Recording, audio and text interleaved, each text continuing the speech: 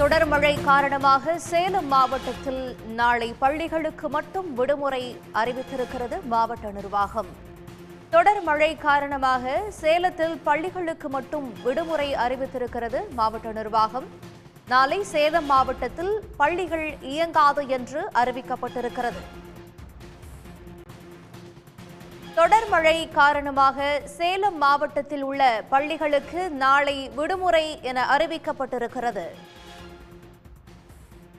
சேலம் மாவட்டத்தில் நாளை பள்ளிகள் மட்டும் இயங்காது என மாவட்ட நிர்வாகம் அறிவிப்பினை வெளியிட்டிருக்கிறது.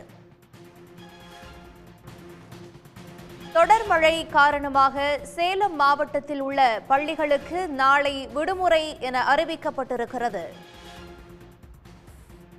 சேலம் மாவட்டத்தில் நாளை பள்ளிகள் மட்டும் இயங்காது என மாவட்ட நிர்வாகம் அறிவிப்பினை வெளியிட்டிருக்கிறது.